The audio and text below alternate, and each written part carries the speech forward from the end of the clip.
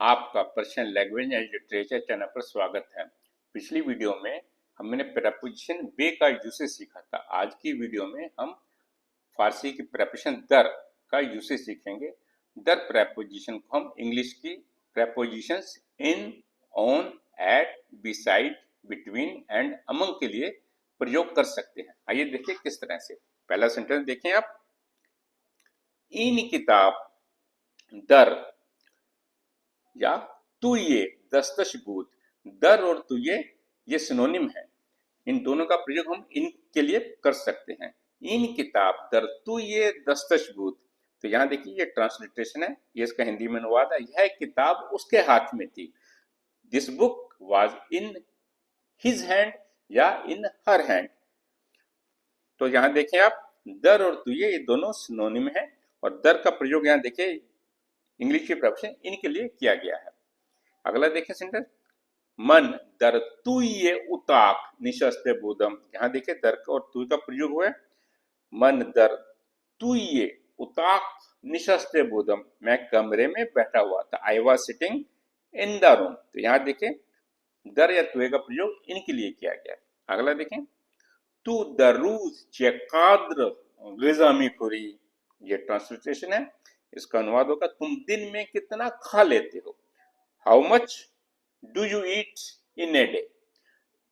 यहां पर आप देखें दर और तुए का कुछ लिमिटेड ट्रांसलेशन के लिए हम एक ही भाव में प्रयोग कर सकते हैं, यानी इनके लिए प्रयोग कर सकते हैं। अदरवाइज दर का वाइडली प्रयोग किया जाता है इन की सेंस में। आइए कुछ और सेंटेंस देखें, आफताब दर आसमान में ताबीद। आफताब या खुर्शीद सन को कहते हैं, सूरज को कहते हैं। आफताब दर आसमान में ताबीद। तो आसमान भी फारसी भाषा का शब्द है जिसे हम हिंदी में प्रयोग करते हैं।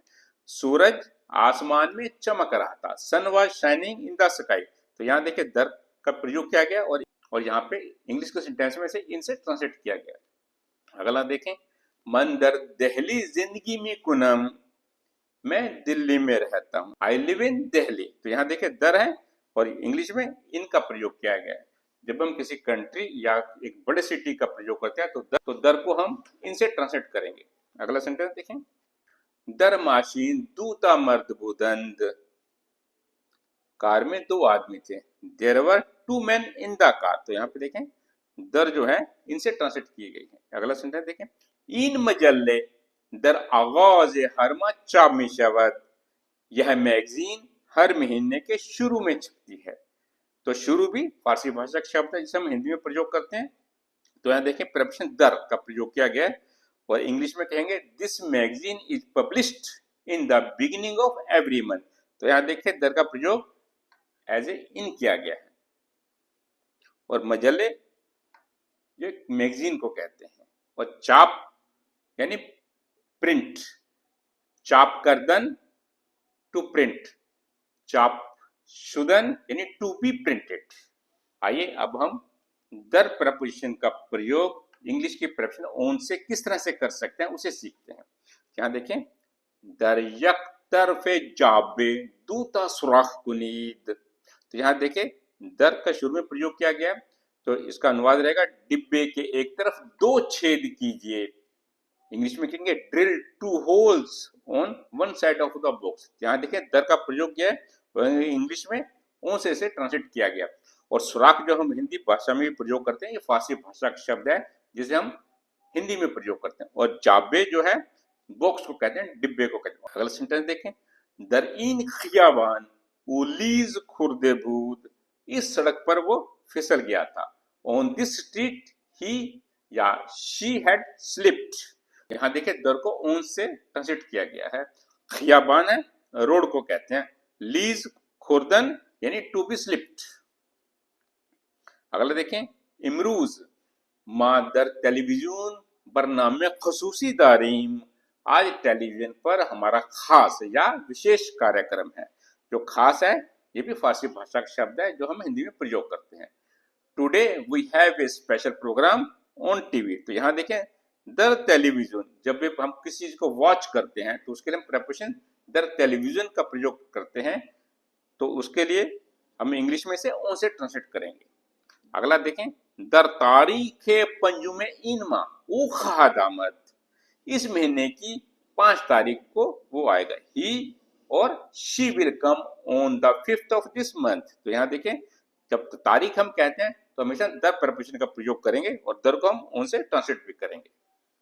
आइए अगला सेंटेंस देखें, जवाब या पासुखे इन सवाल दर सफेद दहुम बे खानीद। जो जवाब शब्द है ये भी अरबी फारसी भाषा का शब्द है जो कि हिंदी में आया है। हम तो फारसी में हम पासुख भी कहते हैं। जवाब पासुखे इन सवाल दर सफेद दहुम बे खानीद, इस प्रश्न का उत्तर 10वें पृष्ठ पर पढ़ें। Read the answer to this question on page 10। अगला देखें, दरमा हवानीस्त। तो हवा, जिसे हम हिंदी में हवा कहते हैं यानी विंड कहते हैं, लेकिन हवा भी फारसी भाषा का शब्द है जिसका अर्थ होता है एटमॉस्फेयर, वातावरण, क्लाइमेट। तो इसका हिंदी में अनुवाद होगा चांद पर वातावरण नहीं है। इंग्लिश में कहेंगे there is no atmosphere on moon. जब भी हम किसी प्लेनेट का जिक्र करते हैं तो उसके लिए हम दर प्रपोजिशन का प्रयोग करेंगे। अगला देखें, दरआन रोज बीमार बूदम, उस दिन मैं बीमार था। I was sick on that day. यहाँ देखिए दर को उन से ट्रांसलेट किया गया है। तो बीमार जो भी है, जो हम हिंदी में प्रयोग करते हैं सिक के लिए, ये भी फारसी भाषा का शब्द है जो कि हिंदी में आया है। अगला सेंटेंस देखें, कले दर किनारे रूद खाने वाक़ियस्त, ये इसका ट्रांसलेशन है। इसका अनुवाद होगा किला नदी के किनारे है। इंग्लिश में कहेंगे the castle is located on the banks of river. यहाँ पे दर को ऑन से ट्रांसलेट किया गया है। किनारे यानी बैंक्स यानी नदी का किनारा, और रूद खाने रिवर को कहते हैं। किला शब्द फारसी भाषा से हिंदी में आया है।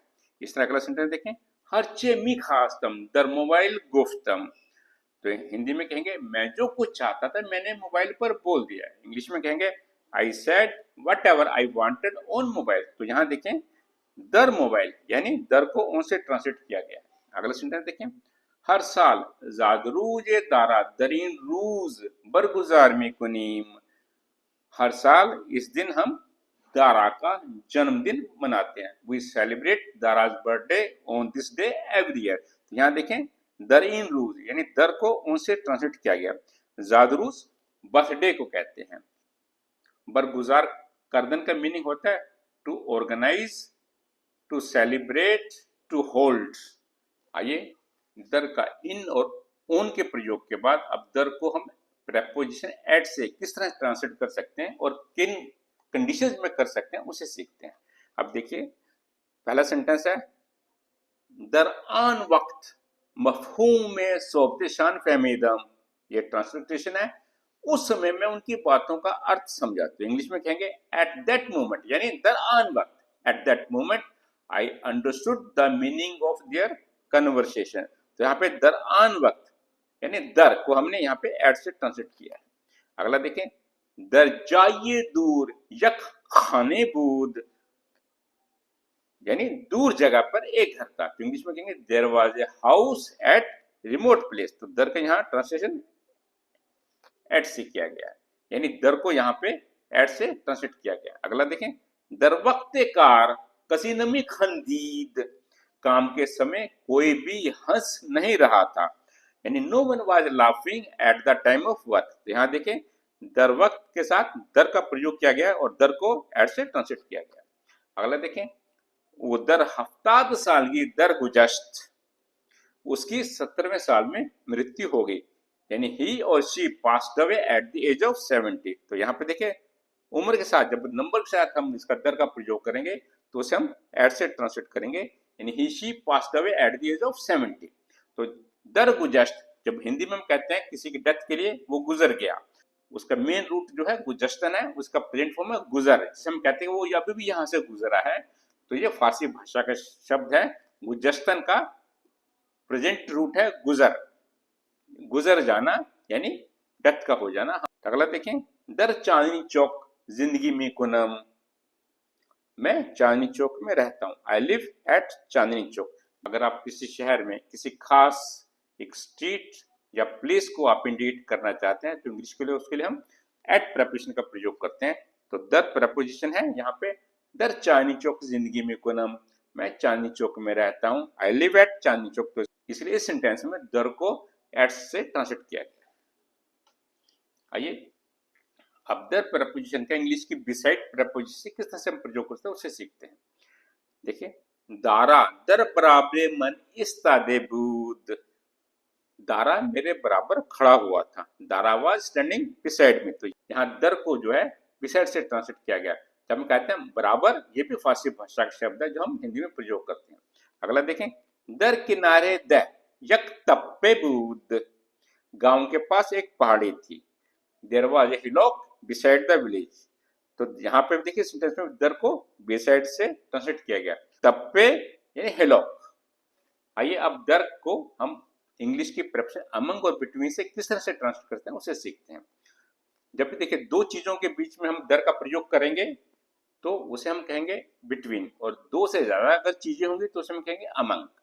आइए देखिए किस तरह से, तुमी तुम्हारी दरमियाने आन बेनिशीनी, तुम उनके बीच में बैठ सकते हो, you can sit among them. तो यहाँ देखिए दर को हमने अमंग से ट्रांसलेट किया है। तो आन्हा इंडिकेट करता है कि लोग दो से ज्यादा हैं, इसलिए यहाँ पे हमने अमंग प्रपोजिशन का प्रयोग किया। अगला सेंटेंस देखिए, इन मीजरा दरमियाने आन दो संदली बेगुजार, इस मेज को उन दो कुर्सियों के बीच में रख दो, प्लेस या put this table between those two chairs. तो यहाँ देखिए दर को यहाँ पे क्योंकि दो चीजों के बीच में है तो हमने बिटवीन प्रपोजिशन से ट्रांसलेट किया है।